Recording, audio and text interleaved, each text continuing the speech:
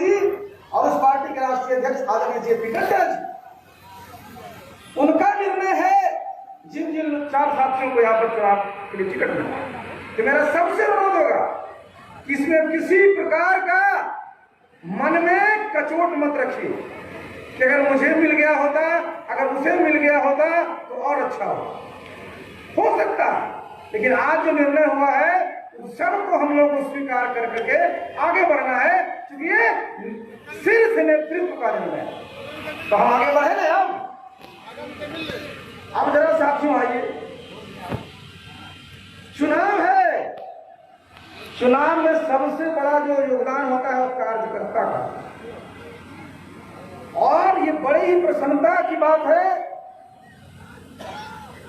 Bharatiya Janata party के हमारे सब नेता यहां बैठे हुए हैं।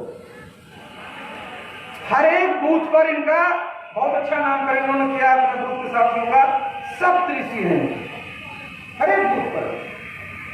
हमारी जनता दल यू में भी पहली बार आप लोगों ने मेहनत कर करके बूथ अध्यक्ष, बूथ सचिव और कार्यकारिणी के सदस्य को बनाए।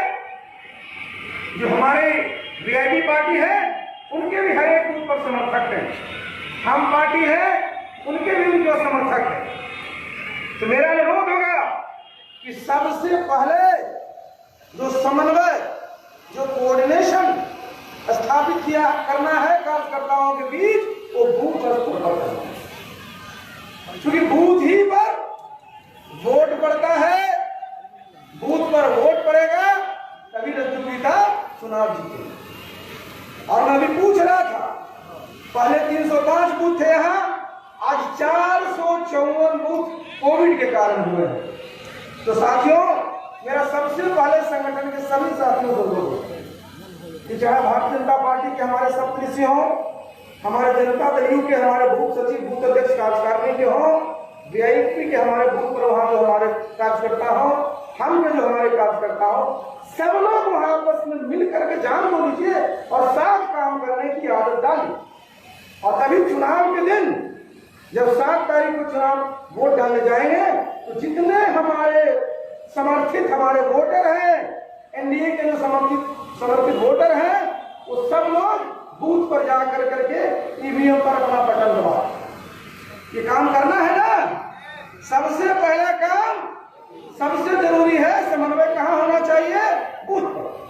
और मेरी यहाँ महिला नेत्री भी सब बैठी हुई है और संयोग से रंजू गीता हमारी पार्टी में जो समाज सुधार वाहिनी की प्रदेश की अध्यक्ष है, तो मैं सब महिलाओं से भी अनुरोध करूंगा कि सब जगह जो आपका संगठन है, बूथ पर आपकी आबादी आधी है, तो वहां भी आप लोग घर घर में जाकर करके सब लोगों से संपर्क करिए। मैं आगे बताऊंगा आपको आगे और क्या करना। तो पहला काम हमारा कोऑर्डिनेशन का बूथ का हो गया। जहां कहीं भी परेशानी होगा किसी व्यक्ति विशेष से, तो जो हमारे यहाँ पर साथी हैं जनता दल यू के, हमारे यहाँ पर कोऑर्डिनेशन बना हुआ होगा, जो हमारे भारतीय जनता पार्टी के साथी हैं उनको बताइए जरूर। आज मोबाइल का जमाना है, बताएंगे, उनसे बातचीत कर लीजिए।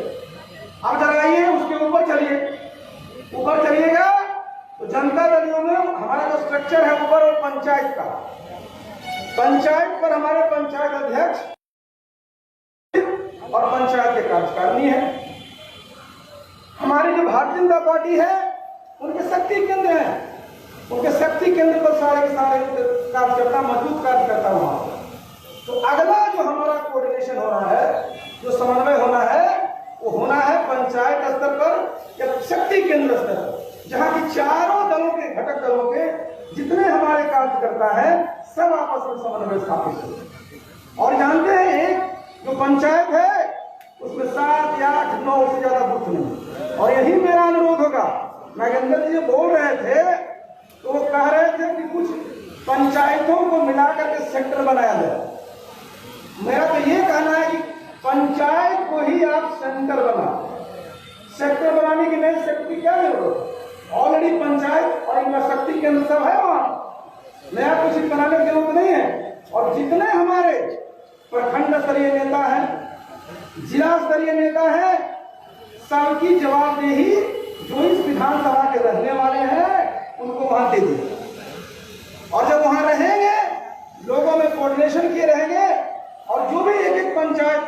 शक्ति केंद्र में 7 या 8 या 9 बूथ है, उस पर उनका आना जाना बना रहेगा।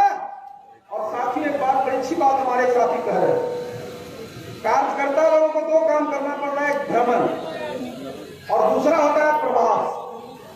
तो जो उसी पंचायत के हैं वो तो भ्रमण करते रहेंगे, उनका कहां प्रवास करना, वो घर ही रुका होंगे। बाहर से जो हमारे जिला स्तरीय हमारे पदाधिकारी जाएंगे, कुछ हमारे प्रखंड स्तरीय पदाधिकारी जाएंगे, हो सकता है कुछ बाहर से मिलूंगा, उनको वहां प्रवास करवाना है।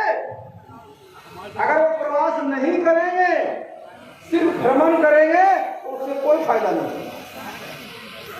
नहीं तो पता चला कि वो गाड़ी पकड़े, क्या जी कहां गए, पूरा इलाका घूम के चले आए, उससे क्या फायदा हो। अब एक पंचायत को पकड़िए जहां 8, 9, 10 बूथ है, उसी को केंद्र मानिए, वहां काम करिए, देखिए रिजल्ट कितना अच्छा होगा। मैं बराबर उदाहरण देता हूं, आप ट्यूबवेल लगाइए, 10 ट्यूबवेल को 10-10 फीट गाड़िए, पानी आएगा? नहीं आएगा, आपका परिश्रम बेकार गया। लेकिन अगर एक ही ट्यूबवेल में 100 फीट डालिएगा तो पानी आ जाएगा। आप गाड़ी लेके पूरा चक्कर मार रहे हैं कि हम सबसे बड़े नेता हैं, तो क्या होने को। आप एक पंचायत को पकड़िए, उसको पुख्ता करिए और तब देखिएगा कितनी सफलता हमें मिलती है। सहमत है ना? तो जितने हमारे पंचायत स्तरीय, शक्ति केंद्र स्तरीय नेता हैं, उनसे अनुरोध है कि भ्रमण करें, और बाहर के नेता जिनका घर या वहां पड़ता है पंचायत में, हम प्रवास करके ही काम करें। जो हमारे जिला स्तर के बड़े बड़े नेता हैं जिनको कोऑर्डिनेशन करना पड़ता है, वो जाते रहे, लेकिन ये नहीं कि सब लोग सिर्फ चक्कर काट रहे हैं और नीचे काम नहीं हो। एक तो साथियों इस काम को करना। तीसरा, जो हमारा, जिसको आप कहते हैं प्रखंड, और हमारे भारतीय जनता पार्टी में उसको मंडल कहते हैं, इनके बीच कोऑर्डिनेशन बहुत जरूरी है, प्रखंड स्तर पर, मंडल स्तर। और ये जितने हमारे वहां पर साथी हैं, उनकी बैठकें कम से कम 2 दिन में एक बार जरूर हो। अगर बैठक नहीं भी करें तो मोबाइल से बात जरूर कर ले, हाल चाल पूछ लिया जरूर करें कि भाई साहब बताइए, आपके प्रखंड में, आपके मंडल में कहीं कोई समस्या है, किसी जनता दल के साथी कोई समस्या, भारतीय जनता पार्टी की सदस्य की समस्या है, तो वीआईपी पार्टी के सदस्य की समस्या है, तो हम पार्टी के सदस्य की समस्या है। तो ये कोऑर्डिनेशन बहुत जरूरी है, प्रखंड स्तर पर भी, मंडल स्तर पर। और उसके बाद आइए विधानसभा, जहां हम लोग सब बैठे हैं। तो विधानसभा स्तर पर भी जो समन्वय समिति है, बना ही नहीं होंगे, अगर नहीं बनाए होंगे तो तुरंत बना लीजिए। इसमें चारों दलों के हमारे साथी रहेंगे। प्रयास ये करिए 2 दिन, 3 दिन, 4 दिन में, ज्यादा से ज्यादा 3 दिन में एक बार जरूर बैठ करके सब चीजों को देखिए, कहाँ क्या समस्या हो रही है, कहाँ क्या व्यवस्था होनी चाहिए, कहाँ किस नेता को भेजना है, कहाँ किनका क्या कार्यक्रम होना है, कहाँ हमारे कार्यकर्ता नाराज है, कहाँ थोड़ी उदासी है, कहाँ लोग मन गिराए हुए हैं। इस सब चीजों की चर्चा हो जाएगी और उसके बाद जब आप कार्यक्रम बनाएंगे तो आपको भी अच्छा लगेगा और जो काम करेंगे उसमें आपको अच्छी प्रगति मिलेगी। ये मंजूर है ना सब लोगों को? संगठन की ओर से मेरा यही अनुरोध होगा, ये 4 चीज ये आप कर लेंगे तो निश्चित रूप से आप सफल होंगे। इसके बाद साथियों, मैंने पहले भी जो वर्चुअल रैली हुई थी, जहां जहां मैंने संबोधित किया था, बागपट्टी को भी मैंने संबोधित किया था। आपको याद होगा मैंने 2 बातें बताई थी और फिर से मैं बता रहा हूं, क्योंकि इस चुनाव में 2 नई चीजें हुई।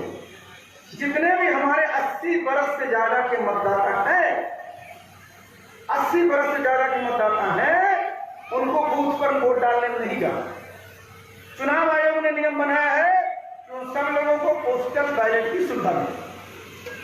तो मैंने अनुरोध किया था आप सब लोगों को कि जहां जहां आपके पास वोटर लिस्ट है उसमें से नाम छांट लीजिए बूथ पर। हमको मिल ही जाएगा।